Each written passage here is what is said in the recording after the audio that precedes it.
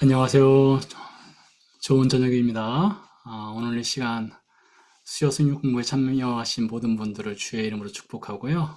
오늘은 순종이라는 주제로 하나님 말씀을 배우게 될 텐데요. 디모데전서에 대해서 간략하게 먼저 말씀을 드리고 4장 전체 내용을 또 들어보도록 하겠습니다. 전체 내용이 2분 약간 넘기 때문에 전체 내용을 듣고 나서 그 중에서 11절에서 16절 말씀을 살펴보도록 하지요. 지금 보시는 지도는 바울의 3차 전도 선교 여행과 관련된 지도가 되겠습니다. 바울이 마게도냐 지역을 돌고 그리고 최종적으로 도착한 곳은 예루살렘에 도착을 하게 되죠. 사도행전 20장 말씀에 의하면 바울이 예루살렘으로 올라가는 길에 환난과 결박이 기다리고 있을 것이란 성령님의 인도하심을 받습니다. 그러나 바울은 환난과 결박이 기다린다 할지라도 주 예수 그리스도의 복음을 전하는 일을 마치려 하면은 내 목숨을 조금 더 귀한 것으로 여기지 아니하겠노라 라는 결심을 갖고 예루살렘에 올라가게 되지요. 그리고 예루살렘에서 실제로 바울이 환난과 결박을 당하게 됩니다. 그리고 가이사랴로 끌려가게 되죠. 이곳에서 2년 동안 바울이 구금 생활을 하게 됩니다. 그리고 지중해를 건너서 로마로 향하게 됩니다. 3차 전도여행은 신약성경에서는 3차 전도여행의 끝이 이 로마로 가서 끝나는 걸로 맞춰지게 됩니다. 그 후에 바울이 로마에서 2년 동안 구금 생활을 하다가 또 풀려나게 됩니다. 그리고 4차 전도 여행으로 넘어가게 되는데 이 4차 전도 여행에 대해서는 성경에서 직접적으로 언급은 하지 않고 있습니다.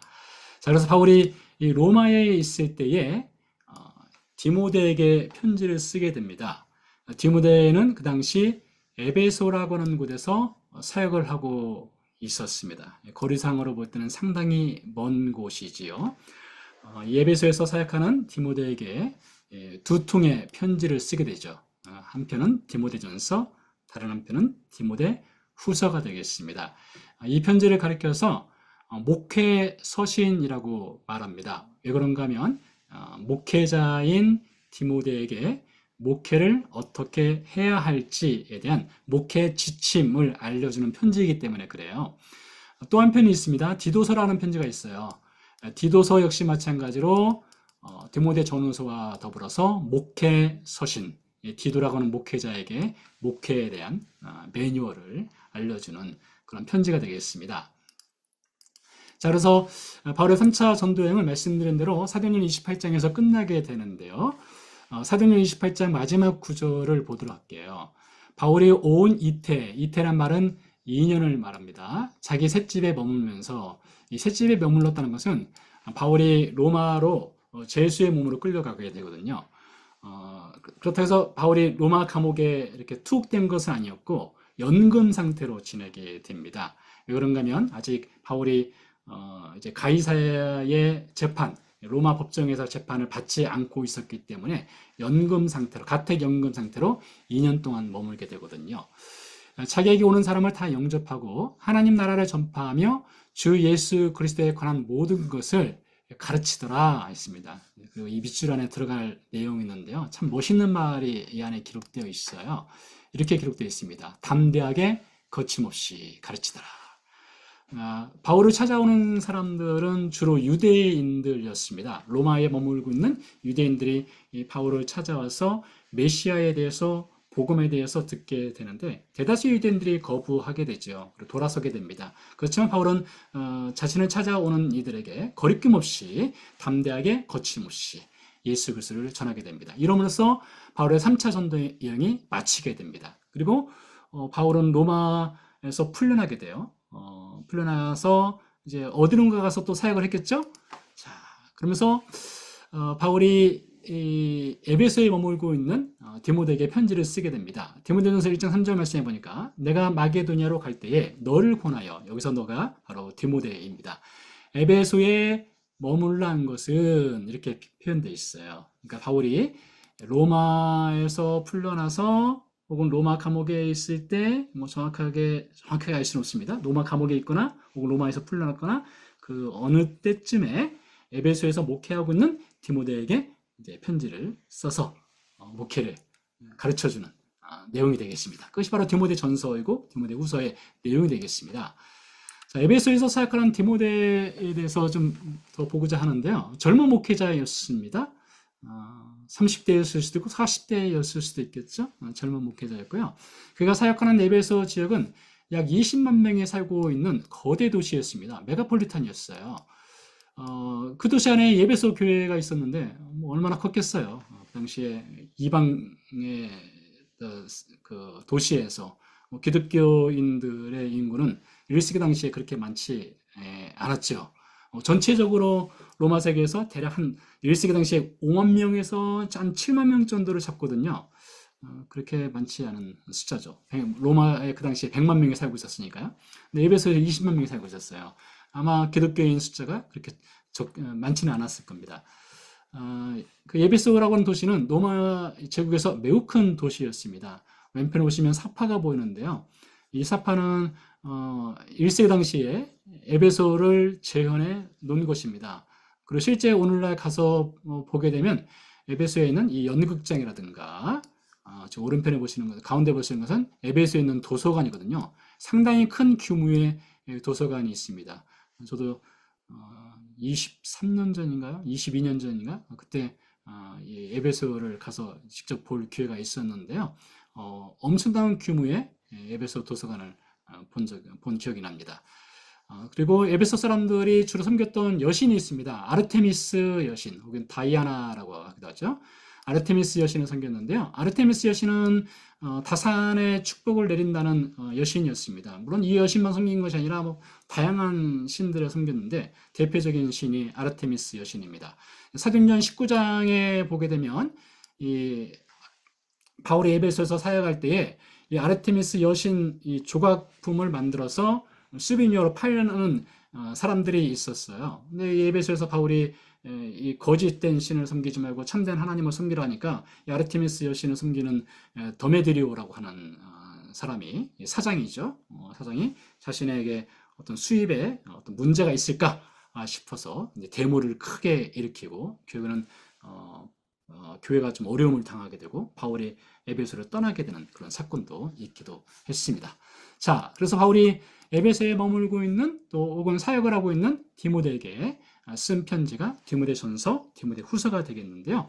4장 말씀 함께 들어보도록 하겠습니다. 제4장. 그러나 성령이 밝히 말씀하시기를 후일에 어떤 사람들이 믿음에서 떠나 미혹하는 영과 귀신의 가르침을 따르리라 하셨으니 자기 양심이 화인을 맞아서 외식함으로 거짓말하는 자들이라. 혼인을 금하고 어떤 음식물을 먹지 말라고 할 터이나 음식물은 하나님이 지으신 바니 믿는 자들과 진리를 아는 자들이 감사함으로 받을 것이니라. 하나님께서 지으신 모든 것이 선하매 감사함으로 받으면 버릴 것이 없나니 하나님의 말씀과 기도로 거룩하여짐이라. 내가 이것으로 형제를 깨우치면 그리스도 예수의 좋은 일꾼이 되어 믿음의 말씀과 내가 따르는 좋은 교훈으로 양육을 받으리라. 망령되고 허탄한 심화를 버리고 경건에 이르도록 내 자신을 연단하라. 육체의 연단은 약간의 유익이 있으나 경건은 범사에 유익하니 금생과 내생의 약속이 있느니라. 미쁘다 이 말이요 모든 사람들이 받을만 하도다. 이를 위하여 우리가 수고하고 힘쓰는 것은 우리 소망을 살아계신 하나님께 두미니 곧 모든 사람 특히 믿는 자들의 구주시라. 너는 이것들을 명하고 가르치라. 누구든지 내 연소함을 업신여기지 못하게 하고 오직 말과 행실과 사랑과 믿음과 정절에 있어서 믿는 자에게 본이 되어 내가 이를 때까지 읽는 것과 권하는 것과 가르치는 것에 전념하라. 내 속에 있는 은사 곧 장로의 회에서 안수 받을 때 예언을 통하여 받은 것을 가볍게 여기지 말며 이 모든 일에 전심전력하여 너의 성숙함을 모든 사람에게 나타나게 하라. 내가 내 자신과 가르침을 살펴 이 일을 계속하라. 이것을 행함으로 내 자신과 내게 듣는 자를 구원하리라. 네, 디모데전서 4장 말씀을 함께 들어보았습니다.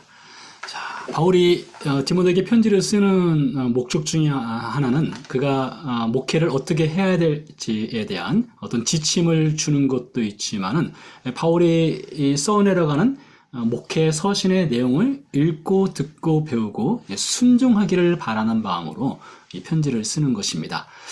같은 맥락에서 우리도 이 말씀을 읽을 때에 혹은 듣고 배울 때에 말씀을 듣고 내 것으로 삼아서 순종해야겠다라는 생각으로 말씀을 배웠으면 좋겠고요.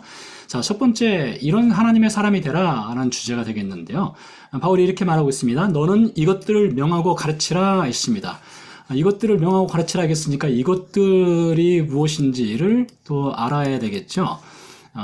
이 4장 11절 앞에 이것들이 무엇인지에 대해서 여러 가지가 있는데요. 그 중에서 몇 가지만 가져와 봤습니다. 디모데전서 4장 7절 8절 말씀인데요. 망령되고 허탄한 신화를 버리고 경건에 이르도록 내 자신을 연단하라. 육체의 연단은 약간의 유익이 있으나 경건은 범사에 유익하니 금생과 내생에 약속이 있느니라 하였습니다.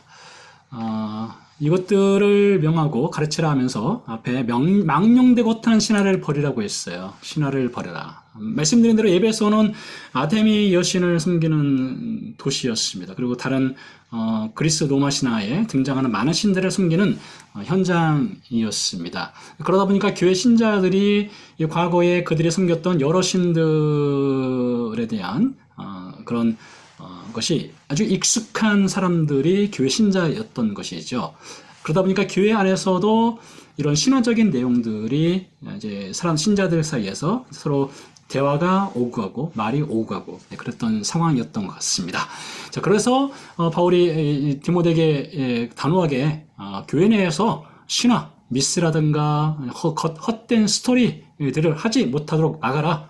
단호하게 이것을 가르치라고 이야기를 하고 있습니다. 그리고 나서 바울이 개인적으로 디모데에게 견건을 연습, 트레이너라 라고 말을 하고 있는데요. 구글 이미지에 이제 굿 푸드라고 쳐봤어요. 좋은 음식, 여기 육체 연단, 육체 훈련이라고 할 수가 있는데 육체 훈련과 관련해서 좋은 음식이 뭐가 있을까 하고 구글 이미지에 검색을 해보니까요. 여러분 어떤 것이 나올까요? 육체에게 사람의 신체에 좋은 음식 어떤 것이 있을까요? 첫 번째로 제 구글 이미지에 뜨는 것은 이런 것들이었습니다. 여기 보니까 뭡니까? 갑자기 이름도 기억이 안 나는데 네, 이런 빵 종류 그리고 치킨 그리고 뭡니까 이거 이름 칩스라고 하나요? 네, 칩스 그리고 아침에 먹기 좋은 이런 토스트 같은 것들이 뜨더라고요. 이게 왜 굿푸드가 되는지 잘 모르겠는데요. 사실 우리 몸에 썩 좋지 않을 수도 있겠다 싶습니다. 여러분이 그 육체의 건강을 위해서 먹는 음식, 굿푸드는 어떤 것이 있습니까? 또 육체의 건강을 위해서 하시는 운동이 있다면 굿 엑서사이즈로서 어떤 것이 여러분이 늘 평상시에 하고 있는 것입니까? 그런 것들은 약간의 유익이 있다고 말을 하고 있습니다. 그렇죠. 좋은 음식 먹고 그리고 우리가 운동 열심히 하고 그런 것은 육체의 건강을 유지하는데 매우 중요하다고 생각이 됩니다. 틀림없이 그럴 수 있어요.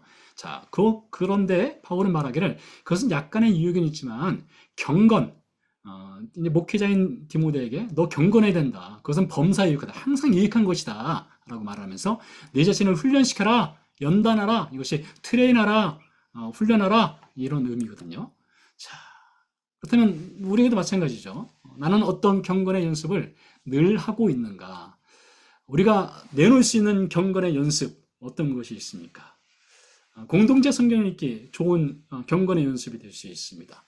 또 가정에서 예배를 드리는 것도 좋은 경건의 연습일 수 있겠죠.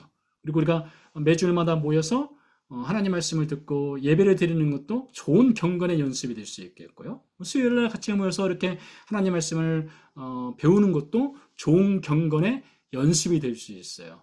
이것은 범사에 유익한 것이에요. 우리 항상 이 경건의 연습을 할 때에 영적 건강을 잘 유지할 수 있게 되죠. 자, 이것은 트레이닝이 필요합니다. 그러니까 어느 날 갑자기 하는 것이 아니라 늘 차곡차곡 쌓아가는 그런 연습이 필요해요. 들쭉날쭉하지 않는 그런 것도 필요하겠죠. 자, 나는 어떤 경건의 연습을 하고 있는가, 이것에 대해서 한번 생각해 볼 필요가 있겠다 싶습니다. 네, 두 번째는 바울이 디모데에게 누구든지 내 연수함을 업신여기지 못하게 하고, 연수함이라고 하는 것은 나이가 어리다라는 의미가 담겨 있겠죠. 아무래도 디모데가 젊은 목회자이다 보니까 이제 사람들이 나이로 인해서 이제 젊은 목회자에 대한 어떤 신뢰가 덜 갈 수도 있겠다. 뭐 그런 의미가 있기도 한 것 같습니다. 자, 그래서 이 젊은 목회자가 갖춰야 될 것, 사람들로 하여금 신뢰를 받을 수 있는, 사람들이 크레딧을 줄 수 있는 사람이 되려면 어떻게 되느냐?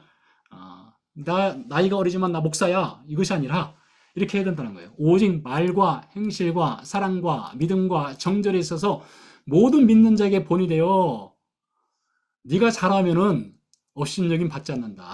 나이와 상관없다. 나이가 많다고 해서 존경하는 것도 아니고 나이가 어리다고 해서 업신여기는 것도 아니고 너가 이렇게 살면은 본이 되면은 존중받을 수 있고 크레딧이 받을 수 있고 신뢰받을 수 있다. 이것이죠. 자, 그리스 시대, 헬라 시대 당시에는요, 지도자가 될 사람들은요, 지도자가 머무는 집에는 열쇠가 없었습니다. 잠금 장치가 없었다고 해요. 누구든지 아무 때나 이 지도자 방에 들어올 수 있도록 했다는 것이에요. 왜 그렇게 했느냐? 지도자는 투명한 삶을 살아야 한다는 거예요. 가려지지 않는 삶, 유리관 안에 있는 삶과 같은 잠겨지지 않은 삶을 살아야 된다. 밖에 나가서는 광장에서는 뭐 연단 앞에서는 뭐 지도자다운 모습을 보이다가 자기 방 안에서는 전혀 지도자다운 모습이 아니라면은 그건 자격이 없다는 것이지요. 자, 그래서 본을 보이는 사람이 되었을 때 지도자가 될 수 있다. 라는 것이 그리스 시대 당시에, 헬라 시대 당시에 지도자가 갖춰야 될 일종의 덕목이었다라고 가르치고 있는데요. 자, 믿는 자에게 본이 되어라. 이 말씀을 통해서 우리는 하나님도 우리에게 좋은 신앙의 본이 되어 주셨다는 것을 배울 수가 있습니다. 몇 가지 말씀을 가져와 봤는데요. 요한일서 4장에 보니까 사랑은 여기 있으니 우리가 하나님을 사랑한 것이 아니요 하나님이 우리를 사랑하사 우리 죄를 속하기 위하여 화목제물로 그 아들을 보내셨다라고 되어 있습니다. 자, 하나님께서 먼저 우리에게 사랑을 베풀어 주셨다는 것이죠. 하나님이 첫 번째로 사랑을 베풀어 주시고 그래서 그 사랑을 받아서 우리가 하나님을 사랑하게 된 것인데요. 하나님이 베풀어 주신 사랑은 말로만의 사랑이 아니었습니다. 행실의 사랑이었어요. 실천의 사랑이었어요. 그 사랑이 무엇입니까? 우리 죄를 속하기 위하여 화목제물로 그 아들을 보내신 매우 구체적이고 실천적인 사랑을 하나님이 해주셨다는 것이죠. 이게 하나님이 보여주신 사랑의 본입니다. 하나 더 볼까요? 우리가 아직 죄인 되었을 때 그리스도께서 우리를 위하여 죽으심으로 하나님께서 우리에 대한 자기의 사랑을 확증하셨느니라. 로마서 5장 8절 말씀도 같은 말씀이에요. 하나님께서 우리에게 보여주신 사랑은 매우 구체적이고 실천적이고 만질 수 있고 볼 수 있는 그런 사랑을 베풀어 주셨다는 것이죠. 하나님 보여주신 사랑의 본입니다. 바울도 이렇게 말을 하고 있는데요. 빌립보서 2장인데요. 아주 유명한 말씀이죠. 예수님에 대해서 하는 얘기입니다. 너희 안에 이 마음을 품으라. 곧 그리스도 예수의 마음이니 여기서 마음이란 말은 하트 그것보다는 애티튜드입니다. 예수님의 태도죠. 예수님의 삶의 태도.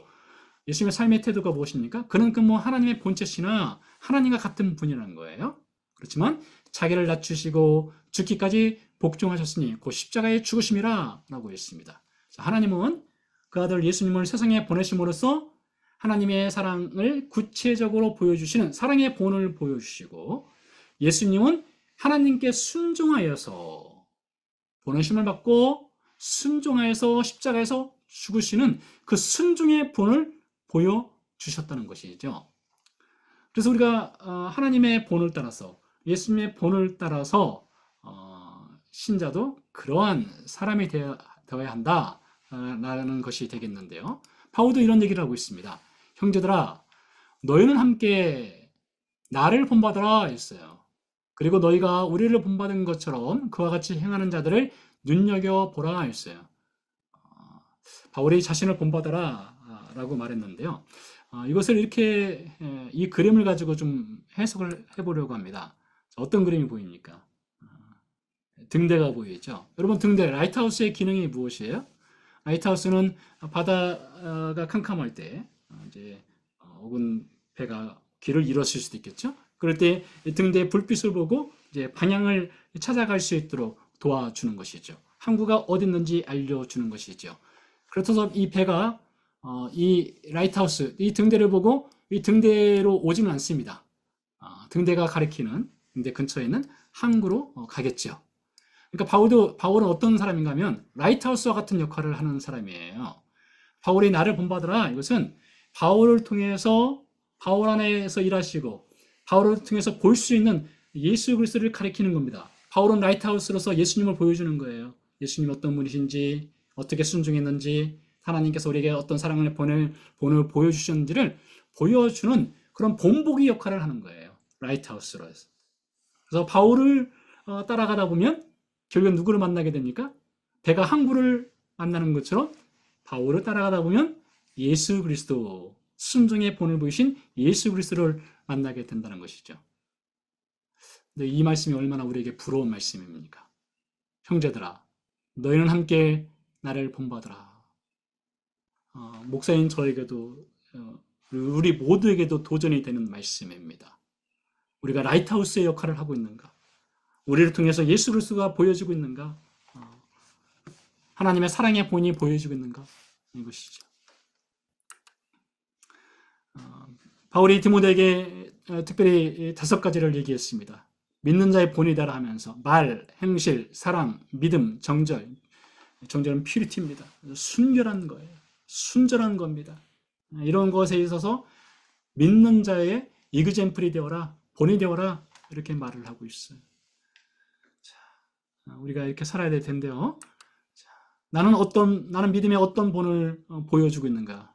누구에게요? 믿는 자에게. 우리 주변에 누군가에게 어떤 믿음의 본을 보여주고 있습니까? 목사인 저는 말과 행실과 사랑과 믿음과 정절에 있어서 누군가의 본이 되고 있는가? 라이트하우스가 되고 있는가? 여러분은 어떻습니까? 여러분은 말과 행실, 사랑, 믿음, 정절에 있어서 누군가의 본이 되고 있습니까? 마지막 3번째인데요. 내가 이를 때까지 읽는 것과 권하는 것과 가르치는 것에 전념하라 했어요. 여기 보니까 내가 이를 때까지 한 거 보니까 바울이 이제 디모데가 사역하는 에베소를 방문할 계획이 있었던 것 같아요. 근데 아마 이 방문은 이루어지지 않은 것 같습니다. 바울이 다시 로마 감옥에 갇히게 되거든요. 그리고 대략 64년에서 66년 사이에 바울이 로마 그 황제 네로에 의해서 순교를 하게 되지요. 아무튼 바울이 에베소를 방문하고 싶은 그런 마음을 가지고 디모데에게 말을 합니다. 읽는 것, 권하는 것, 가르치는 것에 전념하라 했어요. 제가 할 일이죠. 읽는 것과 권하는 것과 가르치는 것. 또 우리 모두가 할 일이라고 생각을 합니다. 자, 읽는 것, 권하는 것, 가르치는 것은 3가지죠. 성경을 읽어라. 그리고 권면하라. 가르치라 했습니다. 성경책 위에 먼지가 쌓여서는 안 됩니다. 성경책은 한참 펼쳐져 있어야 됩니다. 성경책은 읽어야 됩니다. 권면해야 돼요. 어떻게 권면해야 됩니까? 인커리지를 하는 거예요. 좀 칭찬을 좀 많이 할 필요가 있어요. 우리는요. 작은 일에도 크게 칭찬을 하셔야 돼요. 칭찬할 것이 하나 있어도 한 10개 정도 칭찬을 하겠다는 마음으로 칭찬도 하고 권면하고 인커리지를 하는 그런 우리가 돼야 되겠죠. 가르치는 것도 필요합니다. 가르칠 때 우리는 배울 수 있어요. 가르침을 통해서도요. 읽어라, 권면하라, 가르쳐라. 목사가 해야 될 일이고, 교회 리더십도 해야 될 일이고, 우리 모두가 동참해서 해야 될 일이 되겠죠. 자, 그러면서 바울이 이렇게 말을 하고 있어요. 이 모든 일에 전심전력하여 너의 성숙함을 모든 사람에게 나타나게 하라 했어요. 이 성숙하다라는 말이 mature, 뭐 그런 의미도 있지만은 프로그레스라는 의미가 있어요. 헬라 원어에 보면요. 프로그레스라는 것은 어떤 과정이 진행되는 과정이잖아요. 자라가는 과정이잖아요. 그러니까 디모데가 이렇게 완벽한 사람이 아니에요. 저도 마찬가지고 우리 모두가 마찬가지지만요. 그죠? 우리는 자라가는 사람들이죠. 하나님의 사람으로서 자라가고 있어요. 순종의 사람으로 자라가고 있어요. 그러려면 성경 읽고 권면하고 가르치는 것이 우리에게 중요한 이 성숙함에 좋은 에너지가 될 수 있겠다 싶습니다. 노래 중에 가족사진이라는 노래가 있어요. 그 SB 워너비의 그 김진호가 부른 노래인데요. 아시는지 모르겠습니다. 이 노래는 들으면 눈물이 납니다. 저도 오늘 이 수요 성경공부를 준비하면서 다시 이 노래를 들어보았는데요. 아빠에 관한 이야기예요. 노래 가사 중에 이런 가사가 있어요. 어른이 되어서 현실에 던져진 나는 철이 없는 아들이 되어서 이곳저곳에서 깨지고 또 일어서다 만에 방황했나 봐요. 외로운 어느 날 꺼내본 사진 속 아빠를 닮아 있네. 알고 보니까 아빠를 닮아 있어요. 뭐 자식이 아빠 닮는 건 뭐 당연하겠지만요. 우리 그리스도인, 우리 신자들이 하나님의 사람으로서 닮아가야 될 분이 있지 않습니까? 그 누구도 아니고 우리가 닮아가야 될 분은 예수님이 되겠죠. 자, 하나님의 사람 나는 예수님을 어떻게 닮아가고 있는 중입니까? 여러분 신앙생활의 목표가 있다면 바로 이것이 될 수 있어요. 우리 신앙생활의 목표는 우리가 하나님 말씀을 듣고 배우고 지키는 순종을 통해서 결과적으로는 예수 그리스도를 좀 더 닮아가는 프로그레스가 있는 그런 신자가 되는 것. 여러분 이것이 우리 신앙생활의 목표라면 정말 가치 있는 것입니다. 정말 아름다운 것이에요. 신앙생활의 목표가 무엇이에요? 라고 묻는다면 저는 하나님 말씀을 듣고 배우고 따라서 예수님을 더 닮고 싶습니다. 이것이 우리 신앙생활의 목적이 됐으면 좋겠습니다.